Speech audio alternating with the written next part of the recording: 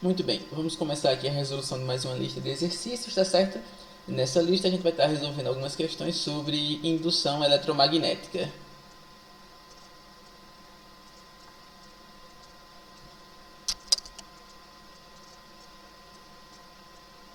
Bom, ele diz o seguinte: o enunciado a seguir é referente às questões de 1 a 4.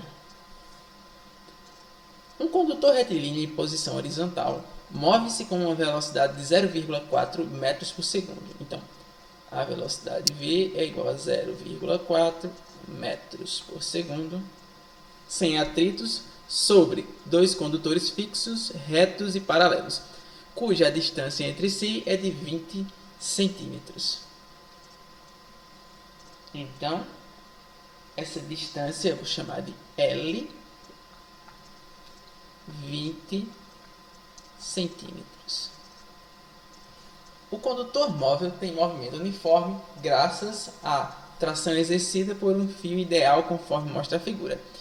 Aí está aqui a figura, tá? Aqui está o condutor retilíneo, condutor fixo, aqui é a polia ideal, o fio ideal e o corpo suspenso, e aqui estão as linhas de indução magnética. Aí ele continua. O conjunto todo é imerso em um campo magnético uniforme de intensidade de 2 Tesla. Então, nosso campo magnético é igual a 2 Tesla.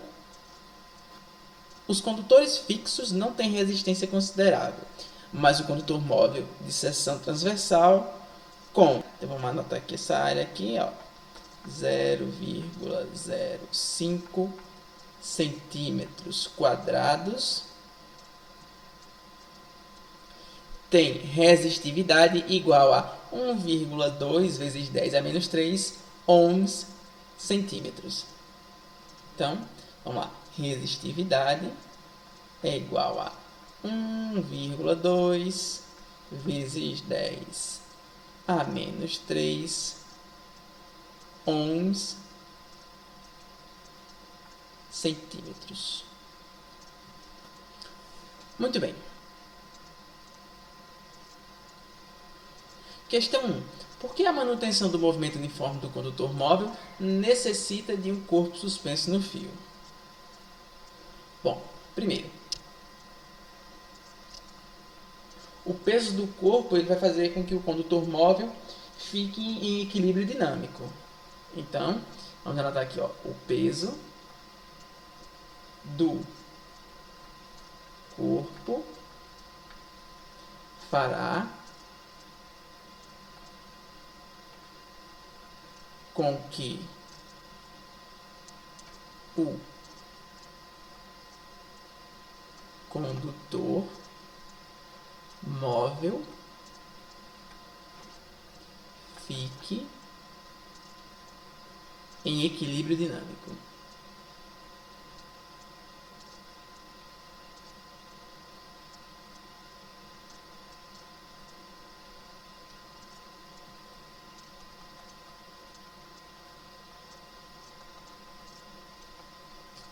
Bom, bom, e nesse caso a força magnética ela é equilibrada pela atração do fio, tá?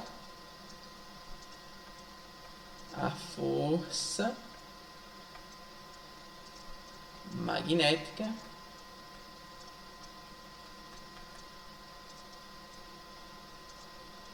é equilibrada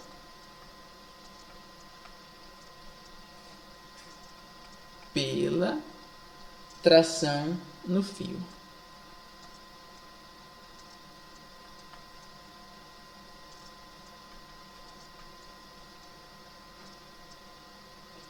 Bom, e essa tração ela tem o mesmo módulo do peso do corpo suspenso. Essa tração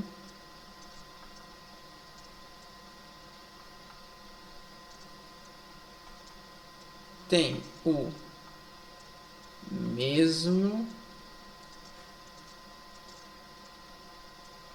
módulo do peso do corpo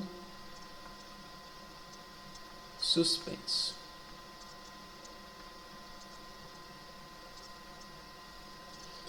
Muito bem.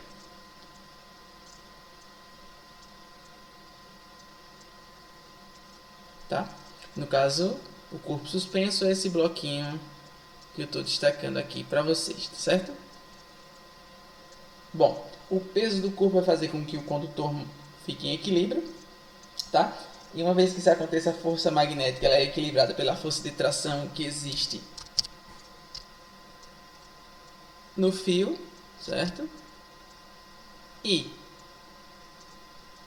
dessa forma, a força de tração ela vai ter o mesmo módulo da força-peso, certo?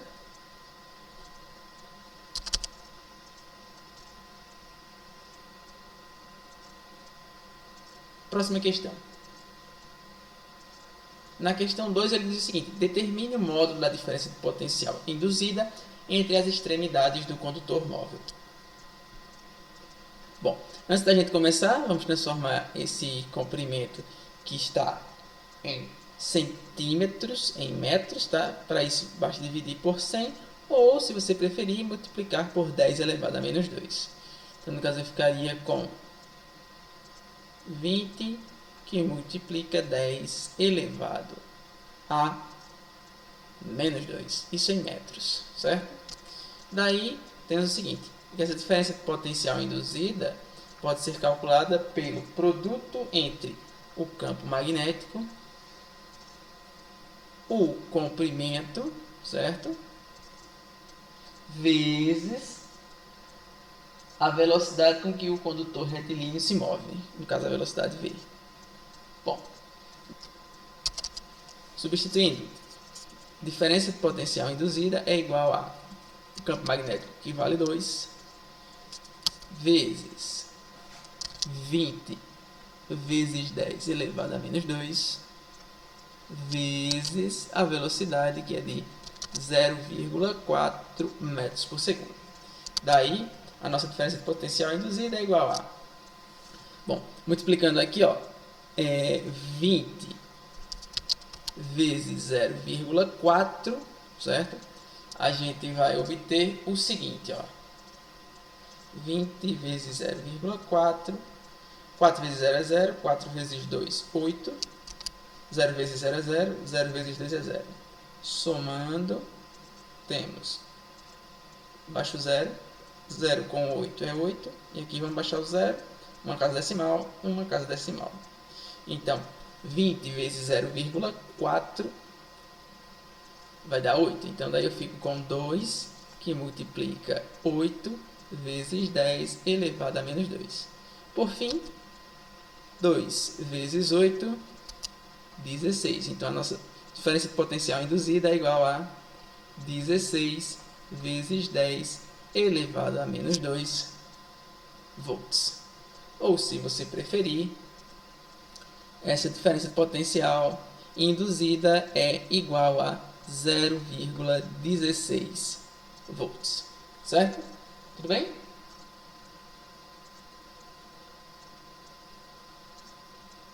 Bom, na questão 3 ele pede para a gente calcular a intensidade da corrente elétrica induzida. Na questão 2 a gente achou a diferença de potencial induzida como sendo 16 vezes 10 a menos 2 volts ou 0,16 volts, certo? Bom, a corrente induzida pode ser calculada como a razão entre a diferença de potencial induzida e a resistência, certo?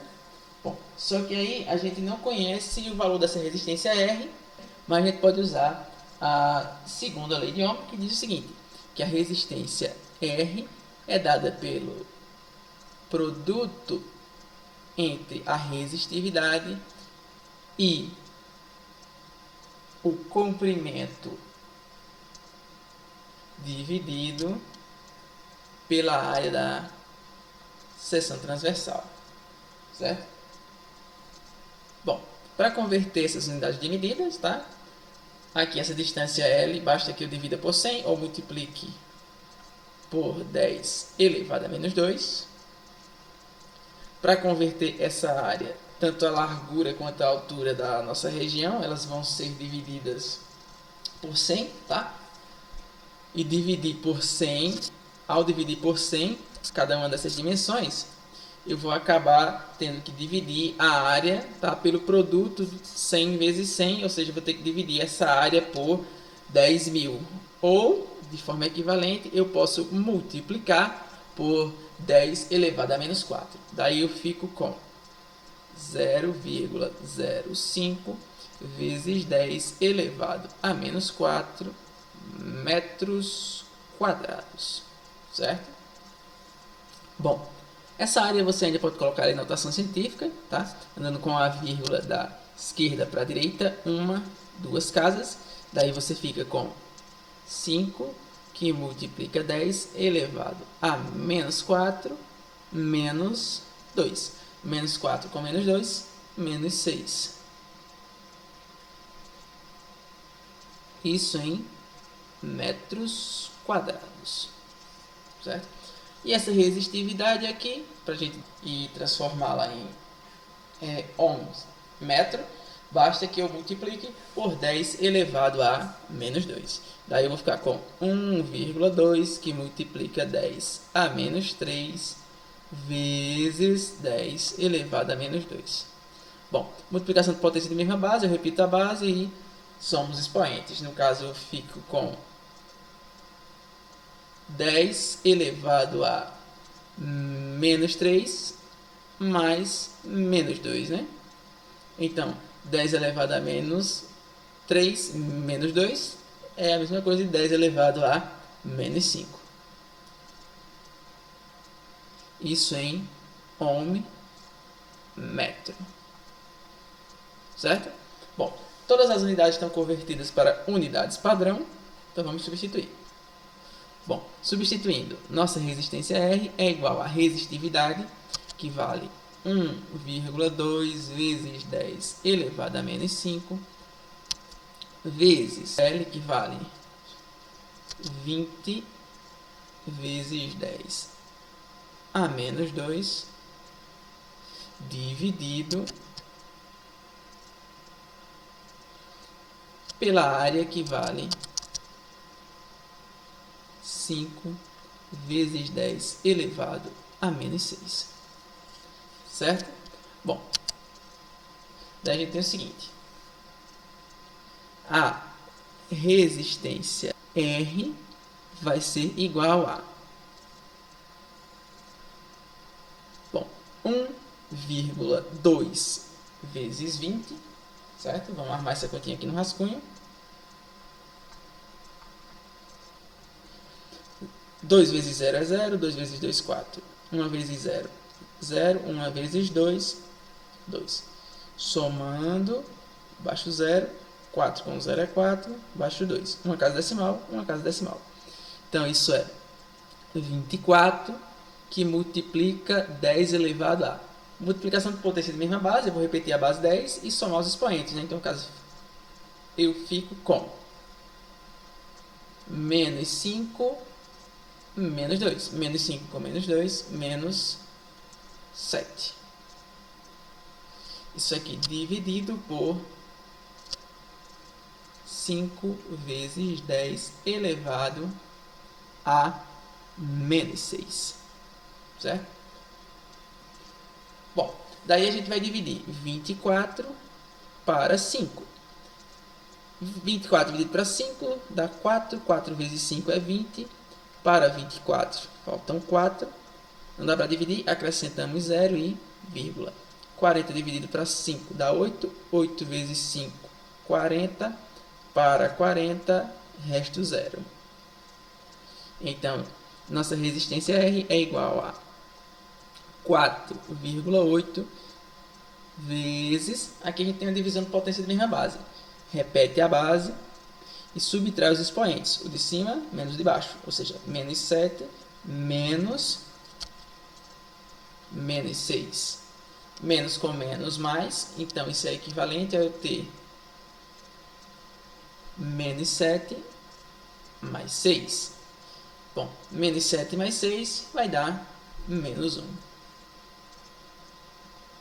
Então, fico com a resistência R sendo igual a 4,8 vezes 10 elevado a menos 1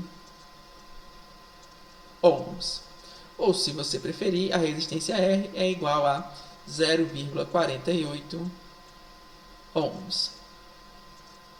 De posse dessas informações, a gente pode determinar o valor da corrente elétrica induzida. Logo, a corrente elétrica induzida aí vai ser igual a diferença de potencial induzida, que vale 0,16 dividido por 0,48.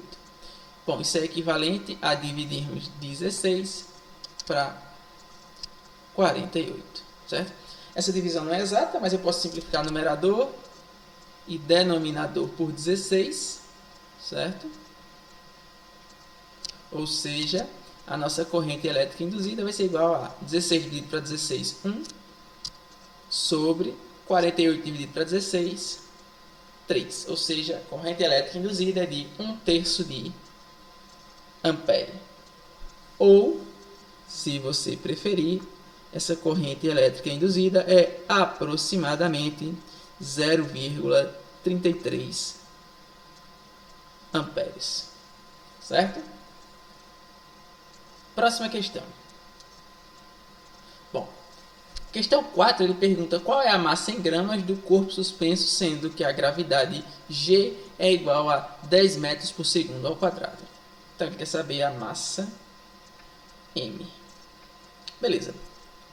Bom, primeiro, como a gente disse lá no início, na questão 1, eu tenho o seguinte, que a força magnética é equilibrada pela tração no fio. Então, eu vou ter que a força magnética é igual à força de tração. E essa força de tração, por sua vez, ela tem o mesmo módulo do peso do corpo suspenso. Então, eu vou ter que essa força de tração é igual a força-peso. Ou seja, desses dois resultados, eu concluo que a força magnética tem que ser igual a força-peso. Certo? Bom, desse fato, nós vamos ter o seguinte. Muito bem, agora que a gente trouxe para cá esses dados, tá? Vamos substituir. Se aquele condutor que a gente tinha lá no início, tá? É um condutor retilíneo, sua força magnética é calculada da seguinte forma: pelo produto do campo magnético vezes a corrente I vezes seu comprimento vezes o seno do ângulo formado. Isso tem que ser igual a massa vezes a gravidade. Certo? Muito bem. Bom, como o vetor força magnética ele sempre é perpendicular ao plano formado pelos vetores velocidade e campo magnético, eu sei que esse ângulo θ ele é igual a 90 graus. Certo?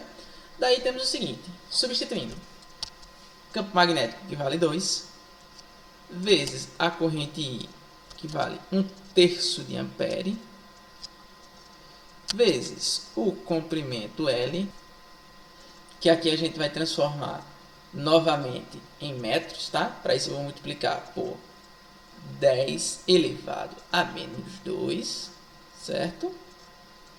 E já vou substituir, ó. 20 vezes 10 elevado a menos 2 vezes o seno de 90 graus, tudo isso sendo igual a massa M vezes a aceleração da gravidade, que vale 10 metros por segundo ao quadrado. Certo? Bom, daí a gente tem o seguinte, ó. Resolvendo, ó. 2 vezes 1, 2. 2 vezes 20, 40. Então, eu fico com 40 vezes 10 elevado a menos 2 sobre 3 vezes o seno de 90, que vale 1. Isso sendo igual a m vezes 10, 10m, certo? Ou seja, isso é equivalente a gente ter o seguinte, ó. 40 vezes 1 é 40, então 40 vezes 10 elevado a menos 2 sobre 3, que é igual a 10m. Completando esse denominador aqui com 1, vamos ter o seguinte.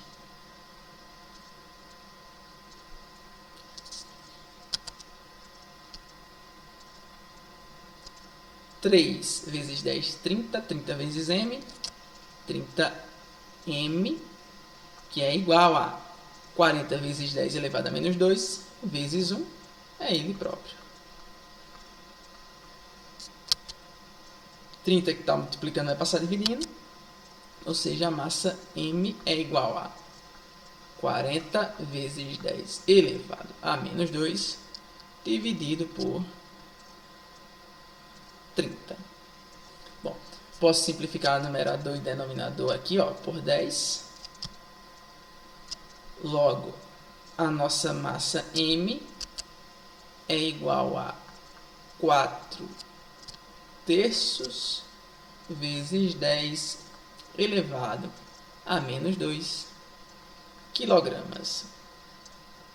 Bom, como o enunciado pediu a massa em gramas, basta que a gente multiplique isso por 1000. Ou, de forma equivalente, basta que eu multiplique por 10 elevado a 3. Daí a gente fica com a massa m sendo igual a 4 terços vezes 10 elevado a multiplicação de potência de mesma base, né? Eu repito, a base somos expoentes. Menos 2 mais 3, 1. Então eu fico com 4 terços que multiplica 10, ou ainda a massa m é igual a 4 vezes 10, 40 sobre 3, certo? Isso em gramas. Se você quiser dividir, tá? Essa massa vai ser aproximadamente algo em torno de 13,3 gramas. Tudo bem? Próxima questão. Questão 5 diz o seguinte: o diagrama a seguir registra os valores do fluxo magnético através de um aro metálico em função do tempo. Em que intervalo de tempo não ocorre o fenômeno de indução de corrente elétrica no aro? Bom, o fenômeno de indução de corrente elétrica ele não ocorre quando o fluxo magnético não sofre variação, certo? Ou seja, se o fluxo magnético φ, que é igual a campo magnético vezes a área vezes o cosseno do ângulo formado, esse cara aqui tem que ser constante, certo? E o único intervalo onde o gráfico é constante é nesse intervalo de tempo que vai de 0 a 1 segundo. Então, não há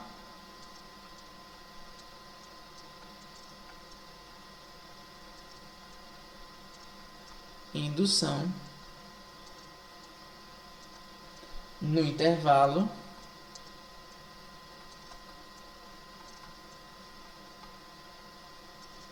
de 0 a 1 segundo. Certo? Tudo bem? Próxima questão. Bom, sexta questão ele diz o seguinte: quais são as afirmativas corretas dentre as apresentadas a seguir?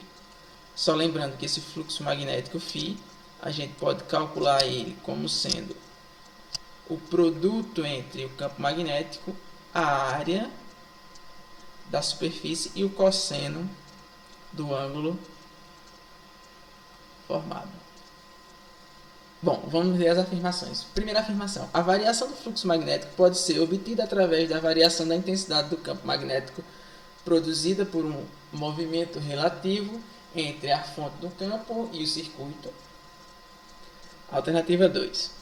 A variação do fluxo magnético pode ser obtida através da variação da área da superfície delimitada pelo circuito. Afirmação 3. A variação do fluxo magnético também pode ser obtida através da variação do ângulo entre as linhas de força magnética e a linha normal à superfície delimitada pelo circuito. Bom, note que as três afirmações são verdadeiras, uma vez que a expressão que permite calcular o fluxo magnético possui campo magnético, possui a área da superfície delimitada pelo circuito e possui o cosseno do ângulo formado entre as linhas de força magnética e a linha normal à superfície delimitada. Logo, as três afirmações são verdadeiras. Então, todas as afirmações estão corretas. Certo? Bom, e com isso a gente chega ao fim de mais uma resolução de exercícios, tá certo? Espero ter ajudado vocês a compreenderem um pouquinho melhor e nos vemos na próxima resolução.